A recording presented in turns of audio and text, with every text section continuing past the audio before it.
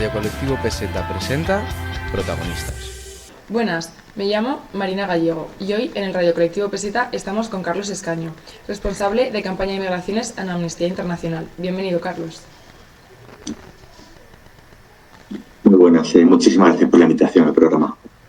Bueno, pues en esta entrevista queríamos tratar un poco el tema de las migraciones y un poco la situación actual que tenemos en nuestro país, pues por dar a conocer un poco todo lo que está sucediendo y también pues siempre conocer un poco más. Entonces, primero de todo, para introducirlo, me gustaría preguntarte cómo definirías en sí lo que son las migraciones humanas. De acuerdo, bueno, pues las migraciones humanas, en primer lugar, diría que es un hecho que acompaña a la humanidad desde sus orígenes, ¿no? Entonces es una realidad que es algo normal, que siempre pasa. Hay personas que nacen en España y que emigran a otros lugares, otras personas que vienen aquí, dependiendo del momento histórico, ¿no? En los distintos territorios los desplazamientos son más hacia afuera o vienen, ¿no?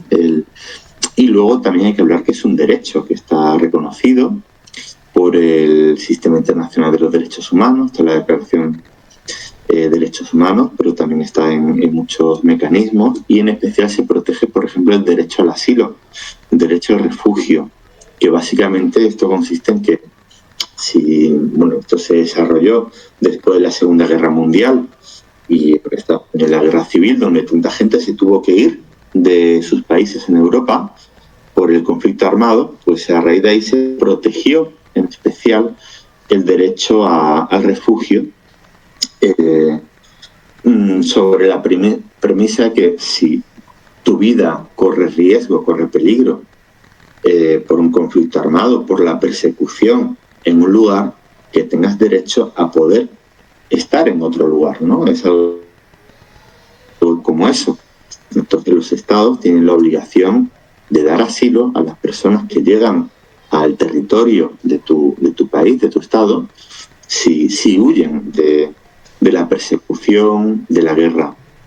Tiene un nivel de protección menor por esas circunstancias históricas, ¿no? O sea, si lo que hubiera sucedido en Europa en lugar de una guerra mundial o unas guerras mundiales, ¿no? En la primera parte del siglo XX hubiera habido unas grandísimas hambrunas, por ejemplo, pues quizá a día de hoy también estaría reconocido a ser refugiado por motivos del hambre, ¿no? O a día de hoy otro elemento que provoca la expulsión de población de un territorio, que la gente tenga que abandonar sus lugares de origen, también está relacionado con el cambio climático, ¿no? Y otras cuestiones también están relacionadas con la explotación de recursos, ¿no? Ahora mismo que están llegando muchas pateras a Canarias, pues vienen de unos territorios como Senegal, donde las pateras se utilizaban para pescar. Pero ¿qué pasa si se esquilma la costa de esa zona con una responsabilidad directa de las potencias de los países europeos en arrasar la pesca de la fuente de sustento en la costa de Senegal? Porque el cambio climático hace que avance la desertificación, ¿no? del África subsahariana. Eso también obliga a la gente a migrar y en este marco, pues digamos que está reconocido toda una serie de derechos de las personas migrantes, que muchas veces los estados no los cumplen. Hay determinados derechos con unos mayores niveles de protección, pero también cuando hablamos de migraciones tenemos que hablar de humanidad, ¿no? De reconocernos como seres humanos, más allá de las fronteras que se crean como forma de organización de territorios y que hoy en día una sociedad globalizada con tantas interrelaciones, pues deberíamos dejar de mirar a quien llega de determinados lugares de una manera peor y no facilitar una acogida digna, ¿no? Todo esto, digamos que todo esto conecta con la realidad de la migración, que también es un derecho. Bien, y es que estabas comentando un poco los orígenes, ¿no?, que tienen estos movimientos, que es un poco, pues eso, huir de situaciones bélicas o mismamente las hambrunas, ¿no? Pero, ¿hasta qué punto se trata de una decisión impulsiva, es decir, de hoy mismo es de decido que me voy, o es algo que tiene una reflexión detrás y realmente, pues eso, un pensamiento crítico hacia la decisión final? Bueno, yo creo que podemos entender cuando de repente alguien o un compañero o compañera de la escuela, con el apoyo de su familia, decide irse un año a Canadá o a Estados Unidos para, bueno, pues para aspirar a una vida mejor, ¿no? Tener una mejor formación, tener mejores opciones de trabajo, simplemente porque quieren conocer el mundo, ¿no? Y tener otras experiencias. El tema es que dependiendo de cuál es tu lugar de origen, de dónde partas, no en todos los ámbitos se garantizan vías legales y seguras. Esas formas en las que puedes irte del país en el que te encuentras a otro. Y esa es una de las cosas que venimos reclamando hace muchos años. Vías legales y seguras para migrar, por ejemplo, de África a Europa. Y aquí lo que tenemos de fondo, también hay lo hemos visto cuando una persona viene de Inglaterra, por ejemplo, de Estados Unidos, o de Ucrania por un conflicto armado en Ucrania, que ahí lo mismo sí que se ha entendido más. Y aquí podemos hablar de que quizás porque se tratan de personas blancas, pues la reacción ha sido totalmente otra que cuando son personas negras que vienen de África. De hecho, a día de hoy, el último CIS reflejaba que es el principal motivo de preocupación la migración por parte de la población española, y habrá que ver, o sea, porque en realidad sí que hay que preocuparse por la migración, pero hay que preocuparse sobre todo en qué responsabilidad tenemos a la hora de que haya gente que tenga que abandonar sus hogares sin querer y no porque le apetece.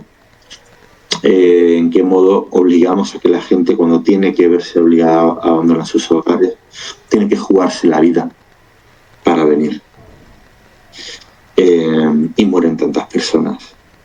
Y encima cuando llegan aquí después de una ruta migratoria tan traumática, porque no facilitamos una vía legal y segura, encima no damos una acogida digna. En cambio, al parecer, para una parte de la población, la preocupación sobre la migración no es por eso, sino que es porque piensan que vienen a quitarnos el trabajo, que es una serie de argumentos que basan en bulos, en falsedades, sin fundamento, ningún tipo de error, porque todo esto se basa en un sistema racista que en realidad en el fondo no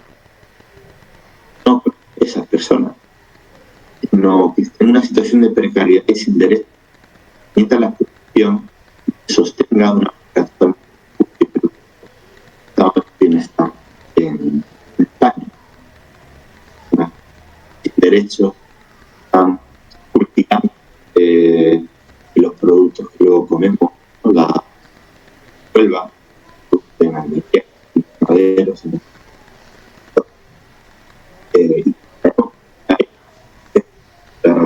derecho y tenemos que normalizamos estas realidades. Porque no mucho que hablar de la migración, y cuando hablamos de migración la gente piensa que en el mar, pero en realidad es la minoría más, es menos del 10% de la población de España, o del saldo de la población, los cientos de miles de personas en España y los cientos de miles de personas que salen de España y más países.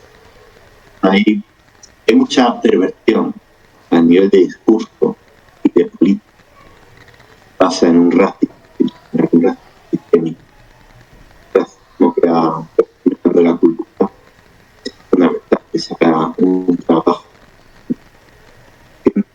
de toma de conciencia de qué realidades estamos tratando por todo esto también impacto negativo que la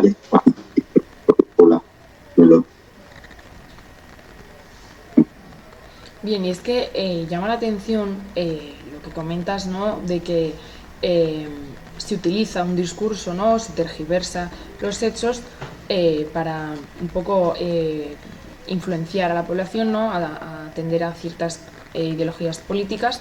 ¿Crees que ese es uno de los orígenes o causas de que a día de hoy la sociedad española tache tanto a esas personas que huyen de sus países en busca de una mejor vida? Sin lugar a dudas, absolutamente sin lugar a dudas. Y todo esto persigue unos objetivos. No es, en muchos casos no es casual, es causal.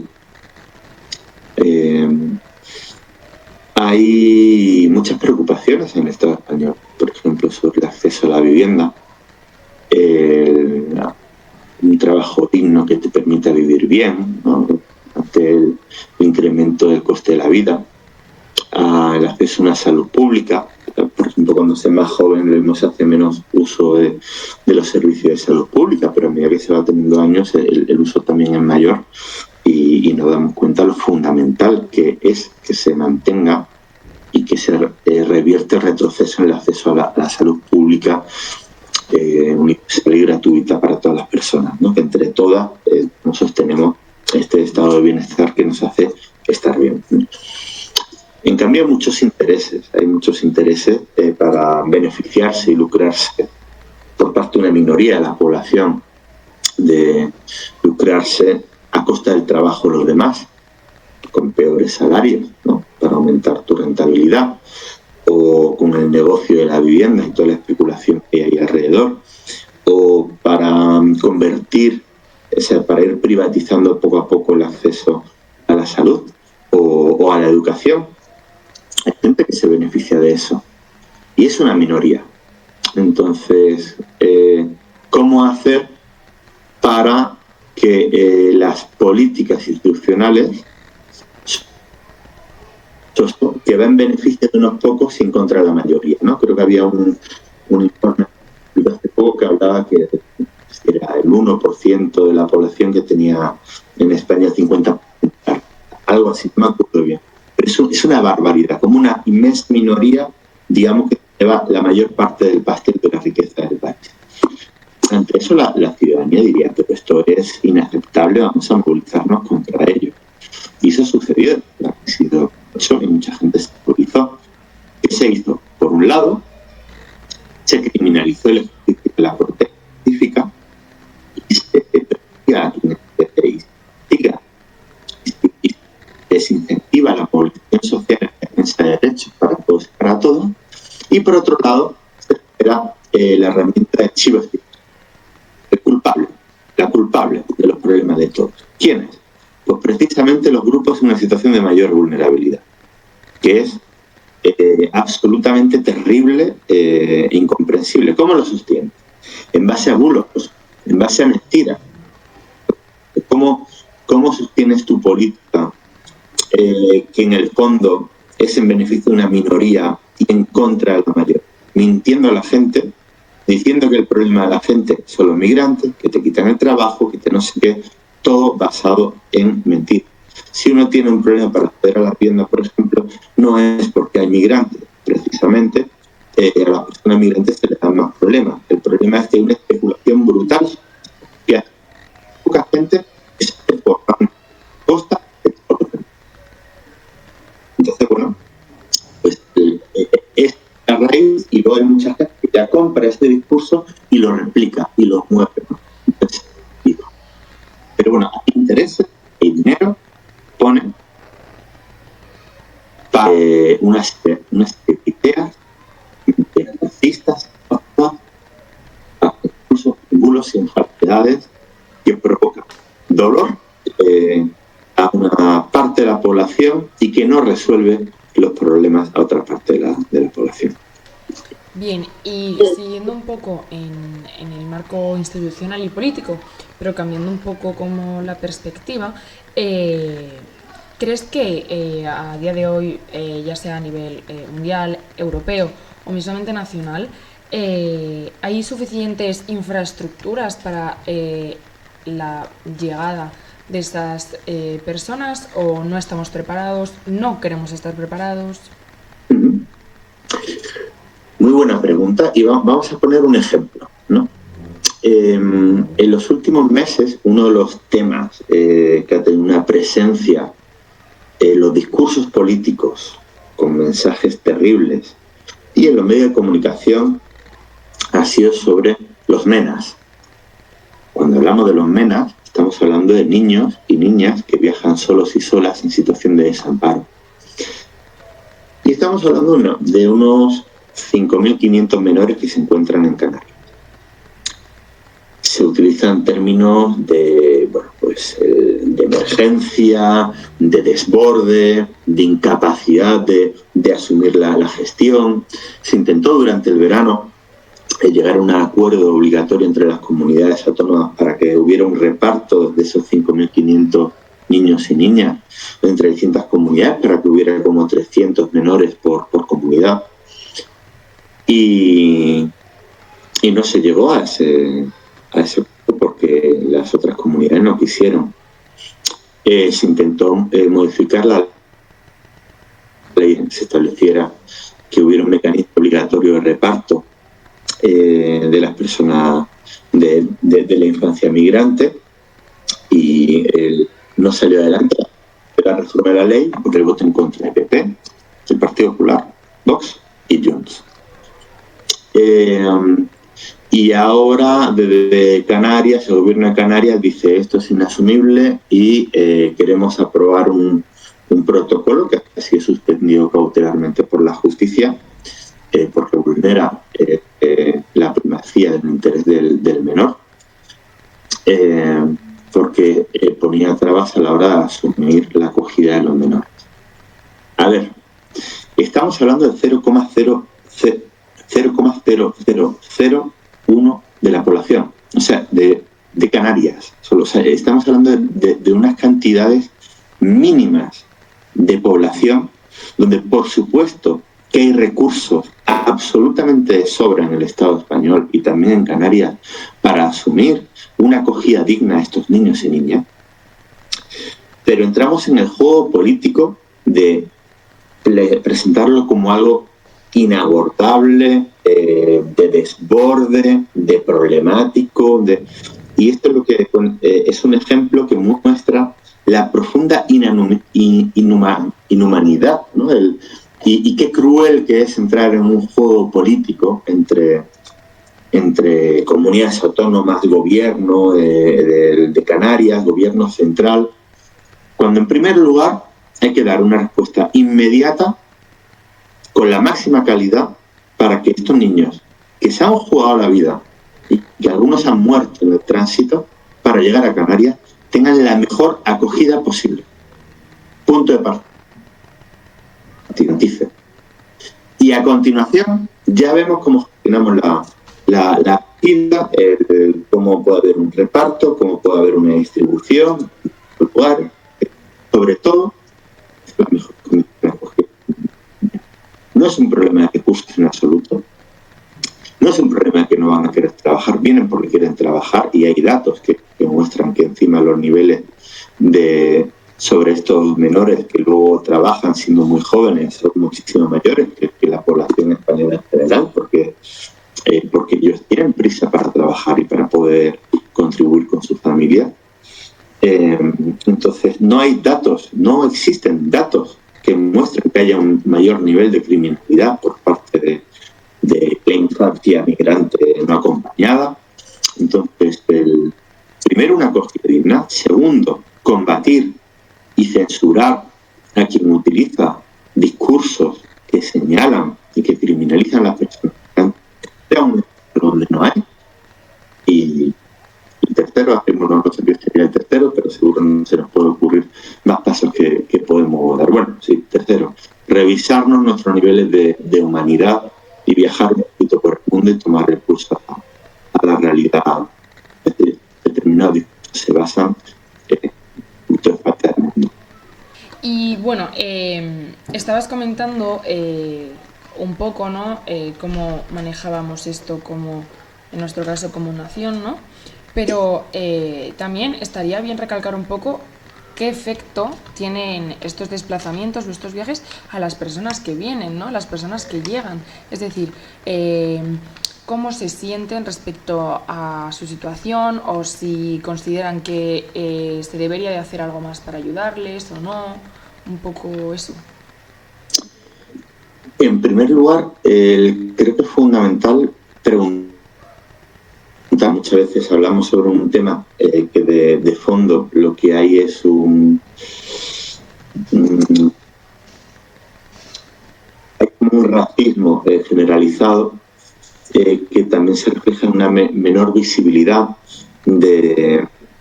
hay una invisibilización de estas personas y es bueno como estrategia para combatirlo en darle la mayor visibilidad posible y que no hablemos en su nombre, sino intentar que nos lo cuenten las personas de quienes queremos saber cómo se sienten. Entonces yo no podría dar a eso como ya podrían hacerlo, pero sí que podemos hablar de que vienen ya de viajes que son en sí mismos traumáticos, muchas veces el propio dolor de tener que abandonar a tu familia y no saber cuándo vas a poder volver a verla, tener que jugarte la vida para poder llegar a ese otro lugar. Y encima llegar y encontrarte con un trato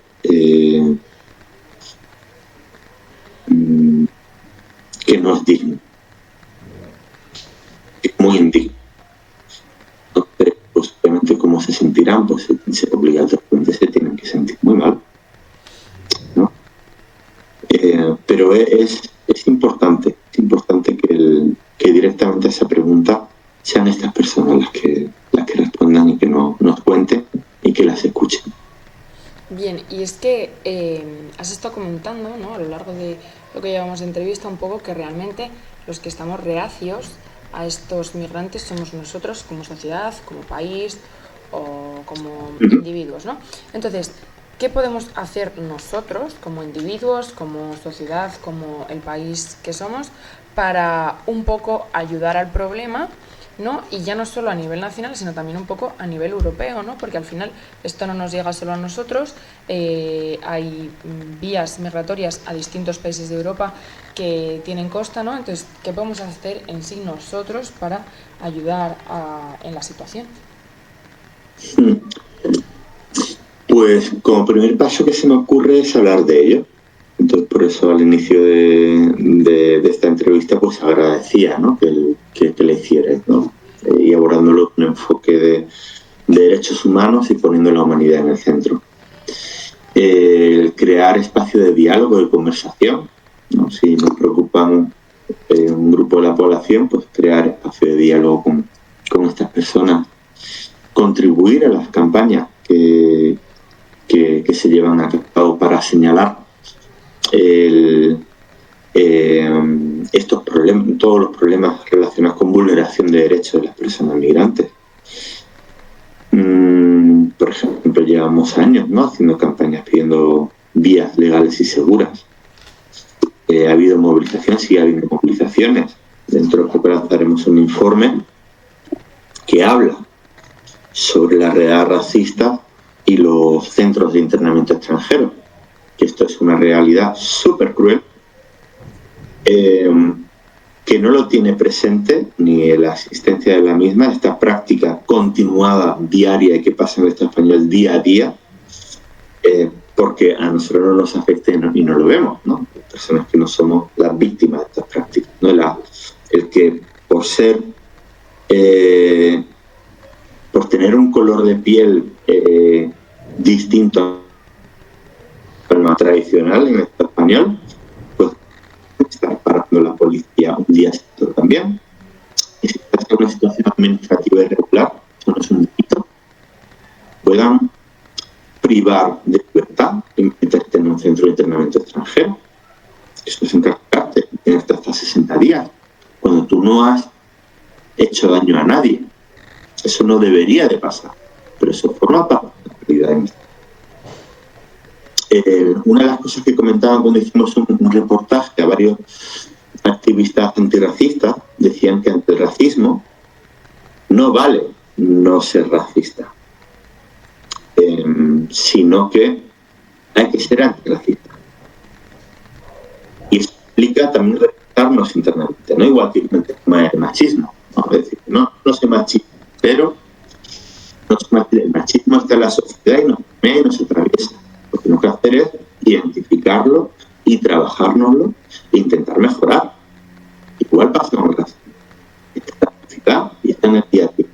Si no actuamos para combatir una situación de opresión, somos aliados en situación de opresión.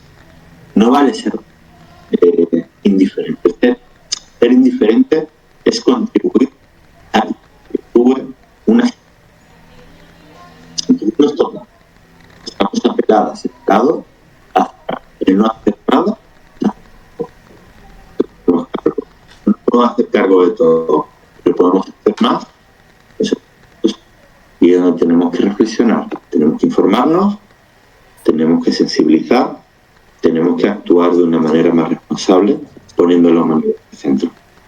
Bien, y así, un poco para terminar, me gustaría que mandases, ¿no?, como un mensaje, ¿no?, una reflexión, ¿no?, ¿qué les dirías a todas aquellas personas que solo ven pegas a la llegada de población a nuestro país, ¿no?, o que los criminalizan directamente y no ven que a lo mejor pueden suponer ciertas ventajas a nosotros como sociedad, como españoles que somos?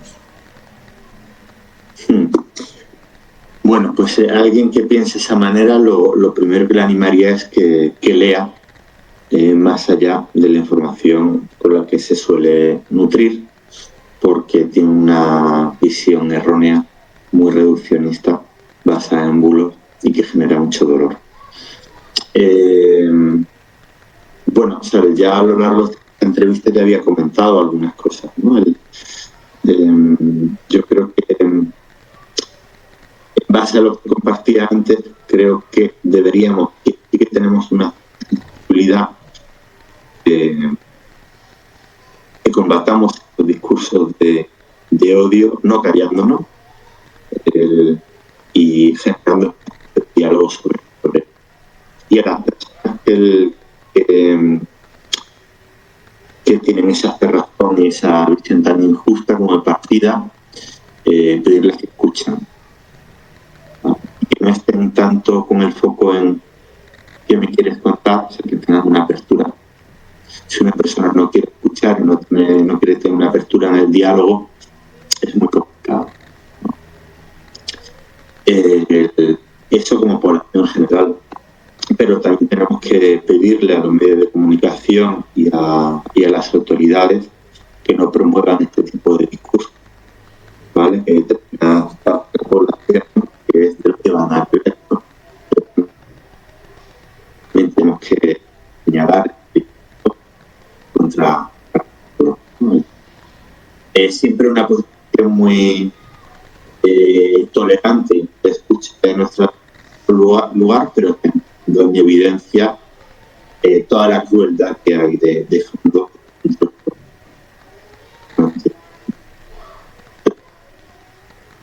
Bueno, pues muchas gracias, la verdad.